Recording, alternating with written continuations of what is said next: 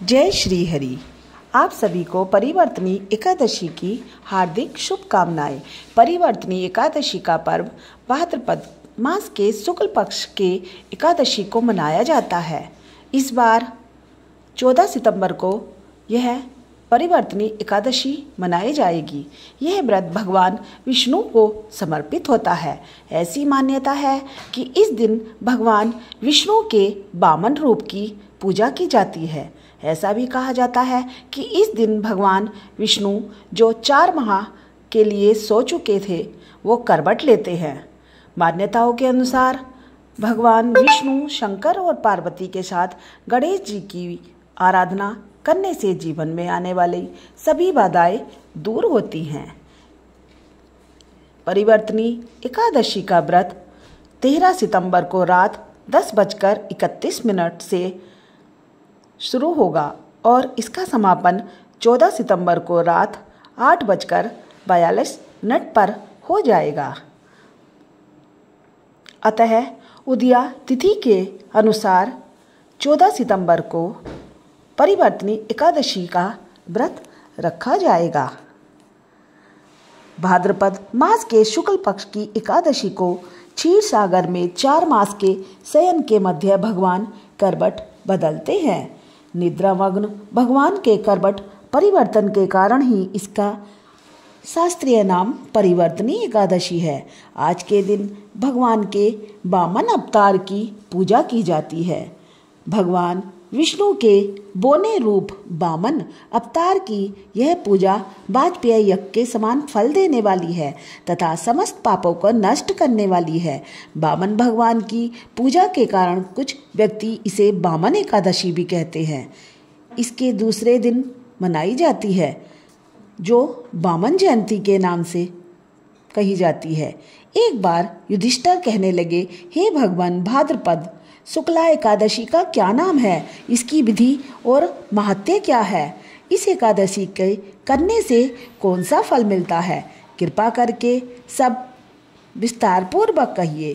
कृष्ण बोले, हे राजन, अब मैं पुण्य, स्वर्ग और मोक्ष को देने वाली तथा सब पापों को नष्ट करने वाली भाद्रपद शुक्ल पक्ष की वामन नाम की एकादशी की कथा सुनाता हूँ। इसको जयंती एकादशी भी कहते हैं। इसका व्रत करने से वाजपेय यज्ञ का फल प्राप्त होता है। इस एकादशी की कथा सुनने से ही नीच पापियों का भी उद्धार हो जाता है। जो मनुष्य इस एकादशी के दिन मेरी वामन रूप की पूजा करता है उसे तीनों लोकों में पूजन करने का पुण्य फल मिलता है। जो कमल नयन भगवान का कमल से पूजन करते हैं वह अवश्य भगवान के समीप जाते हैं।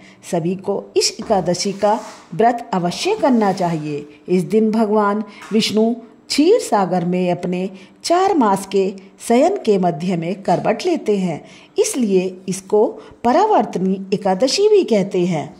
भगवान के वचन सुनकर युधिष्ठिर बोले, भगवान, मुझे अति जिज्ञासा हो रही है कि भगवान विष्णु किस प्रकार सोते हैं और करवट लेते हैं तथा किस तरह उन्होंने राजा बलि को वचन में बांधा और वामन रूप रखकर क्या क्या लीलाएं की।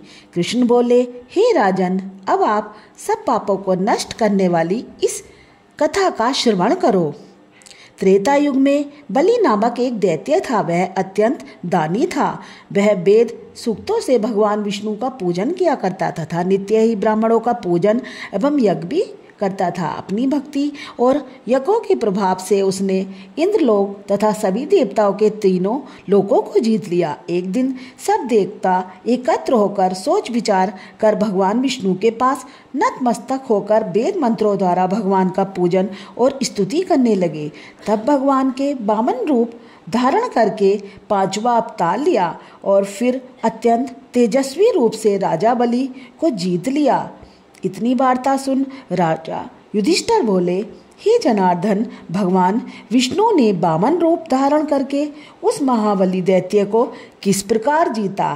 तब कृष्ण बोले, हे राजन, वामन ब्रह्मचारी बालक के रूप में भगवान विष्णु ने महादानी राजा बलि से 3 पग भूमि की याचना की। राजा बलि ने इसको तुच्छ सी याचना समझकर 3 पग भूमि का संकल्प दे दिया। तब भगवान विष्णु ने अपनी त्रिविंग रूप को बढ़ाकर भूलोक में पद, भूलोक में जंघा, स्वर्गलोक में कमर, महलोक में पेट, जनलोक में हृदय, यमलोक में कंठ की स्थापना कर सत्यलोक में मुख, उसके ऊपर मस्तक स्थापित किया। इसे देखकर सूर्य, चंद्रमा आदि सब इंद्रादि देवता वेद सूक्तों द्वारा स्तुति करने लगे। तत्पश्चात राजा बलि से वामन भगवान ने हाथ पकड़कर कहा, राजन, एक पग से पृथ्वी, दूसरे से स्वर्गलोक पूर्ण हो गए, अब तीसरा पग कहाँ पर रखूं? तब बलि ने अपना सिर झुका लिया और भगवान ने अपना पैर बलि के मस्तक पर रख दिया, जिससे भक्त बलि पाताल को चला गया। फिर उसकी विनती और नम्रता को देखकर भगवान विष्णु ने कहा, हे बलि, मैं सदैव तुम्हारे निकट ही रहूँगा। बलि के कहने पर भाद्रपद शुक्ला परिवर्तनी एकादशी के दिन बलि के आश्रम पर भगवान विष्णु का एक स्वरूप स्थापित हुआ और दूसरा क्षीर सागर में शेषनाग के सैया पर शयन करता है। हे राजन, इस एकादशी को भगवान शयन करते हुए करवट लेते हैं, इसलिए तीनों लोकों के स्वामी भगवान विष्णु का पूजन करना चाहिए। इस दिन दही आदि का दान किया जाता है, रात्रि को जागरण किया जाता है और पूरे दिन श्री हरि का जाप किया जाता है। जो विधि पूर्वक इस एकादशी का व्रत करते हैं वे सब पापों से मुक्त होकर स्वर्ग में जाते हैं। जो मनुष्य इस कथा को पढ़ते या सुनते हैं उनको अश्वमेघ यज्ञ का फल प्राप्त होता है। इस दिन सुबह से ही श्री हरि का जाप किया जाना चाहिए और सुबह स्नान आदि से निवृत्त होकर पीले कपड़े पर भगवान श्री हरि को स्थापित कर पीले पुष्पों से पूजा करनी चाहिए और पूरे दिन ओम नमो भगवते वासुदेवाय, ओम नमो भगवते वासुदेवाय का जाप करना चाहिए और रात्रि को जागरण करना चाहिए। एकादशी के दिन अन्न का त्याग किया जाता है। इस दिन फलाहार रहा जाता है। जय श्री हरि।